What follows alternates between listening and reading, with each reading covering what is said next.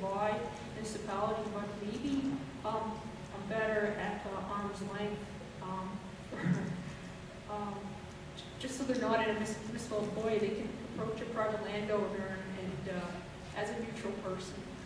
But again, they would support the Lambton Shores Community Working Group, and they would take on a lot of the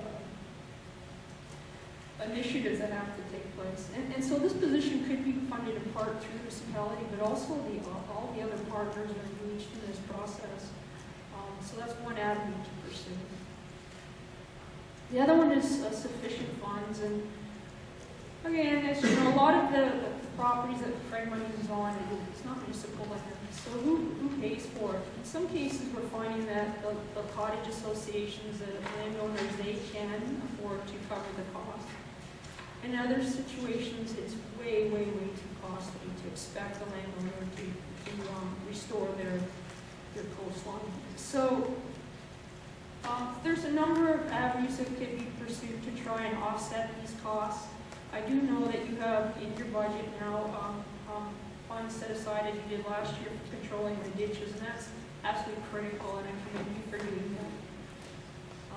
In terms of helping the landowners, we put into the plan a number of things you could possibly institute, and that's, maybe putting in tax levy or tax incentive. If someone's done Fredway's work on their property, if they get a tax rebate or whatever. It's just something to consider. But you may also want to go after the province or the federal government and say, you know what, we're undertaking this initiative in our municipality. We need some help because this is beyond the scope of a municipal government to have to take on. And it is. You didn't ask for this plan to come into your community. It's impacted you economically. Or if you don't get it under control, it certainly will be more and more. So, and the federal government has a role to play in this, and so does provincial government. So it's just something to keep in mind. You're going to interrupt me, all right? Well, I am, because you're in an area that I think is critical. We have, I believe, Councillor Scott has a notice of motion tonight about declaring Craig Manny's a noxious weed. Fantastic. Yeah. So if in that case, would that classification elevate us into county funding, provincial funding to control? Does it make a difference having that designation? I think what it will help, and just so you're aware, we're trying to get the initiative to get it province-wide. There's been letters go from the MPP for this, and we're getting letters from all over the province now trying to support that initiative. There's been some pushback. I don't know, in British Columbia now, it's a noxious weed. So what I've heard is once you put on the noxious weed list, it's going to force municipalities to deal with it, and they can't afford to as well. Every plant that's on the noxious weed list isn't being dealt with. It's just another tool. I think how it's going to help your community is that you're telling them we're serious about this, and we're doing something about it. And the thing is, it's a last resort when you're forcing it on the landowner to take control, because now you have it as a noxious weed. It's an absolute last resort that you can pull out if they're active. You've got it controlled everywhere else, and this is one landowner that just doesn't want to do it. At the very least, just have them cut at seed heads or something. But at least it gives you some leverage there. But I think more importantly, it does provide an indication to the provincial government and federal government that this municipality is not only ahead of the rest of the municipalities in the province with this regard, but you're serious about this issue. So yeah, I do think it's going to help. The other thing is there is some funding out there, and a Friendly's coordinator could spend a lot of their time going after additional funds. And just so you're aware, the initial cost up front, that's where it is. It will level off. It's not going to be there forever. As money gets under control, throughout your municipality is going to decline, and then it's just a stable, low investment. Councillor Scott. Where it starts and says financial burden should start to decrease by year 6. What year are we in currently? Like, are we in year 1, year 2, year 3? Like, where are you talking about the next 10 years from now, or are you talking specifically, like we're year 3 and we're moving forward, sort of thing?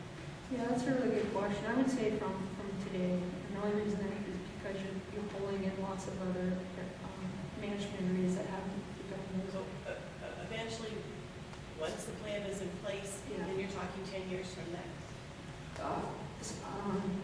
Yes, that's correct. So if I can explain that a little bit more, if we're talking about one specific area that's really bad for Phragmites, the most cost to get it under control is going to be the first 2 years. And then the third year substantially reduced, and then after that, substantially reduced more. So that's basically, that's in a site by site by site. Which is what's happened in Port Franks. Now we're into the touch-ups. Exactly. So if you're talking about the Port Franks area, you're right, they're probably year 3. Right. Well, that's a hard one because there's a lot of areas in Port Franks that haven't even started yet. But if you look at Grand Bend, they're already right after the first year because they caught it so quick. They already moved right from high cost down to within the second year. So it's really, this is just a ballpark. And I will also say at this time, it's a living document as well. It's not written in stone. And this is something you've already been very actively engaged with, this educational component, because it's just critical that the public understand the significance of this issue and why what's going on here is going on. So it's possible you could have something on your website just to know people to go from other municipalities as well to see your program, but also to track it so people know where the work's being done and what percentage of work's being done, and just to provide some information. I think signage would be really nice for your areas. Once Phragmites has been controlled and it's gone, it's really easy to forget it was there. And so it's nice to have signs, particularly for people that are coming to the area to recreate, that they understand that there's a program going on. And the site that they're looking at perhaps at one point was just a mass frag, now it's been restored. So I think it's a really nice idea to have, and maybe at your boundaries as well. You could have signs that saying, welcome to our Phragmites free zone, or working towards a Phragmites free zone, something like that. Just to raise the public consciousness that you are doing something.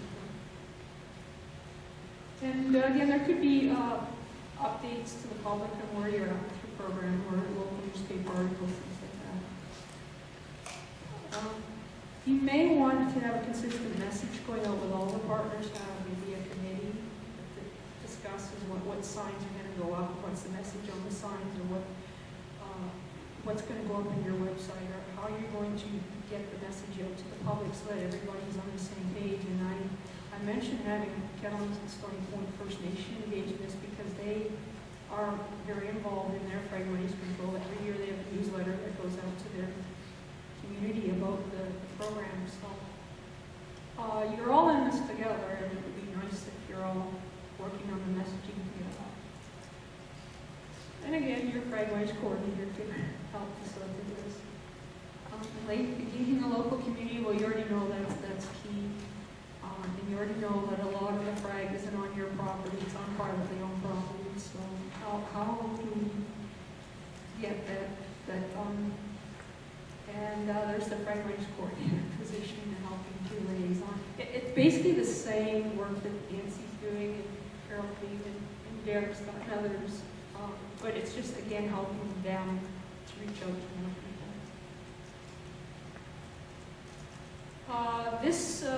Ensuring the appropriate initial follow-up control, that's in the document itself, and it's very site-specific. And I believe you all know that it's critical what's done and when it's done, because the motto is do the most good with the least harm. And if you're in an environmentally sensitive area, you want to be, whoever's doing the work has to be cognizant of that. If we're not on MNR land or conservation authority land, there has to be a lot of opinion, so there's some legal aspects to this that has to be sorted out. And as you're aware, we don't have chemical right now available that we need in Canada. And there's another initiative going on. Elizabeth Davis has been helping us with Beth Shipley to try and get the federal government to get the herbicides here we need so we can apply over water. Nature Conservancy property in Port Franks could not be controlled last year because of too much water. There's a lot of acreage in Toronto Provincial Park